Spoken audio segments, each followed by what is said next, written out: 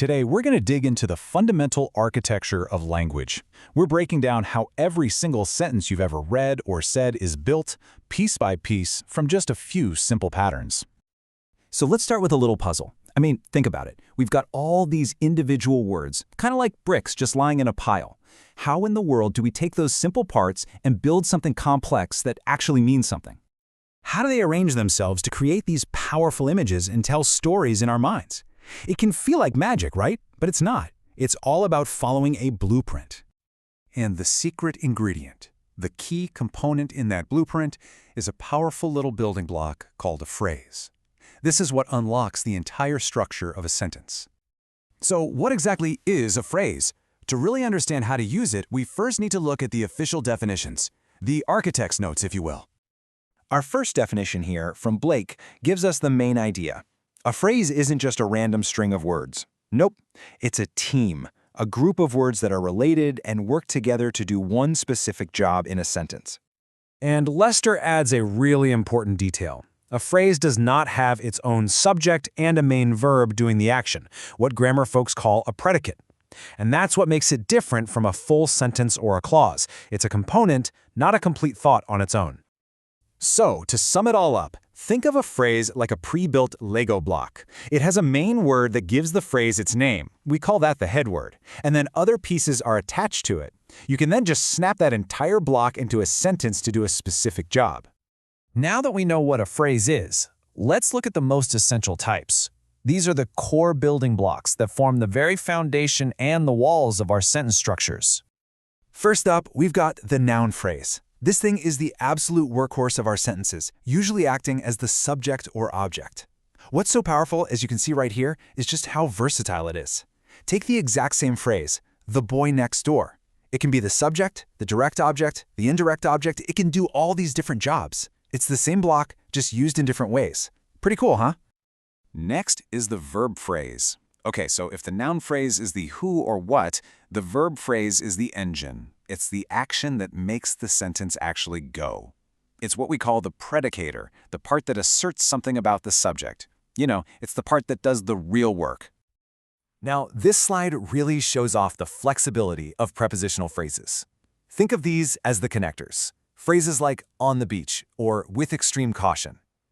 As you can see, they are total chameleons. They can act like modifiers, adding detail just like an adjective or an adverb would. Mastering these is an absolute game changer for adding precision to your writing. Okay, so our foundation and walls are in place. Now it's time to add the descriptive details. Think of these next phrases as the paint and the windows that give our sentence character and really bring it to life. Adjective phrases, they're like the paint. Their job is to describe a noun, making it way more specific and vivid. So instead of just a boy, we get a very handsome boy. Instead of just films, we get films harmful to children. See how they add that color? Adverb phrases, on the other hand, are like windows. They give us a better view of the action by telling us how, when, where, or why it's happening. And notice how very beautifully modifies the verb sings, but very luckily, that actually modifies the entire idea of the whole sentence. All right, now for a special category of phrases. These are all built using verb forms, which makes them the most dynamic, action-oriented parts of our whole toolkit. Okay, this is a classic point of confusion for so many people, but this slide makes it crystal clear. A gerund phrase, like swimming every day, uses an ing verb, but it acts as a noun. It's the subject of the sentence. But a present participle phrase, like sitting near the window, also uses an ing verb, but it acts as an adjective. It's just describing the boy.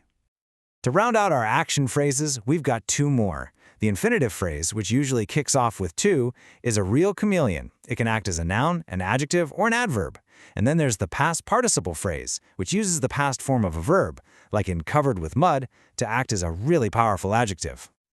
All right, ready to level up? This is a pro-level technique.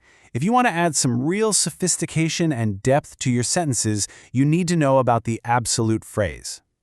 The absolute phrase is totally unique. It's like a mini sentence that modifies the main sentence, adding a whole new layer of context or background info. And here's the key. It has its own subject, which is separate from the main one. So let's look at an example. Check out this sentence. Their child being hurt on the playground, the parents sued the city. What is that first part, their child being hurt on the playground, actually doing?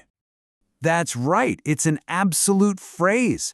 See how it has its own subject, child, which is different from the main subject of the sentence, parents?